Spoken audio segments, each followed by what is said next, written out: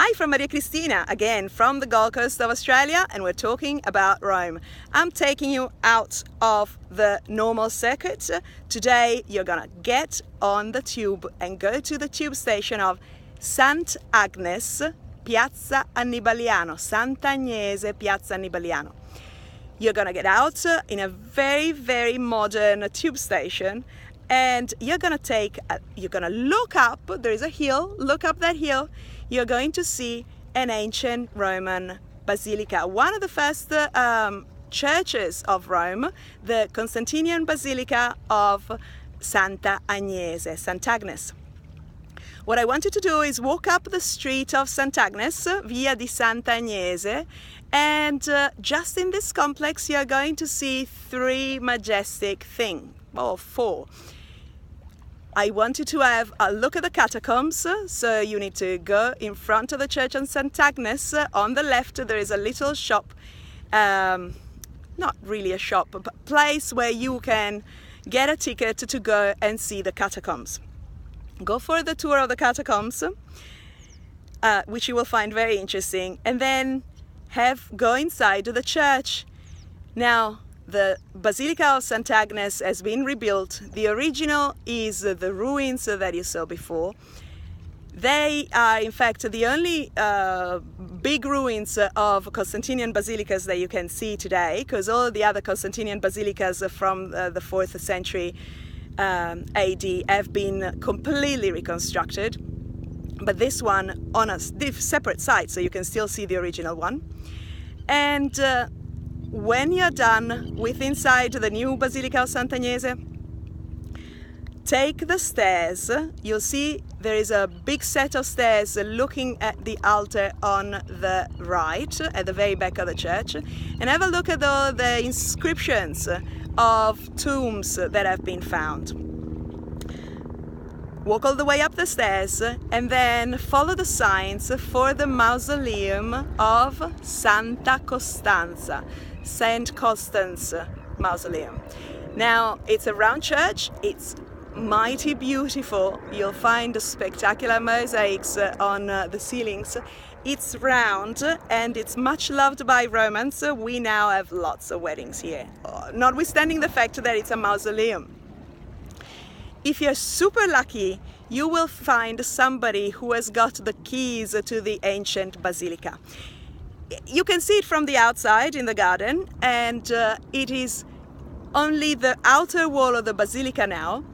But if you're super lucky, you'll be able to get in there and take pictures as well. Now, after this, I want to go ask for the Via Nomentana, so exit the complex on the Via Nomentana. And when you're on the Via Nomentana, take a bus going towards the center of town.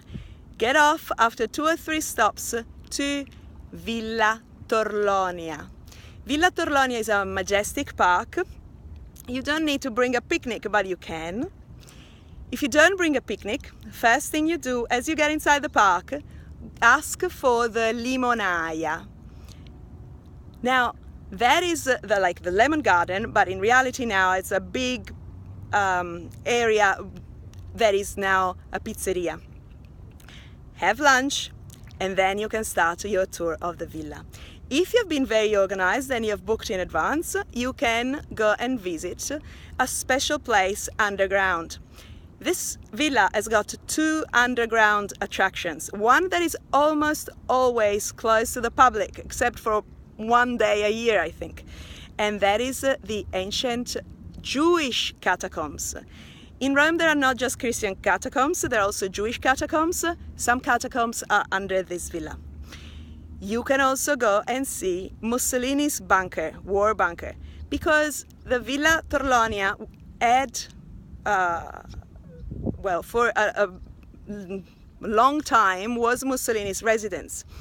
So Mussolini had a bunker built under it, which was never actually finished because his regime was ousted before the bunker was completely finished. So go and have a look at the bunker if you can. You can book that in advance online, and then go to the actual villa. The actual villa goes back to the early 1800s. It's built in neoclassical style. It's gorgeous inside, never mind the fact that Mussolini lived there. Think about the previous owners, the Torlonia. And go and have a look at their bedrooms, go and have a look at the different rooms with frescoes. And what you can do if you're really wanting a fancy party, you can rent part of it out for a party. Now, apart from the beautiful villa, there's also the Villino dei Principi, the little villa of the princes. And normally there are art exhibitions in there. So go and have a look at that.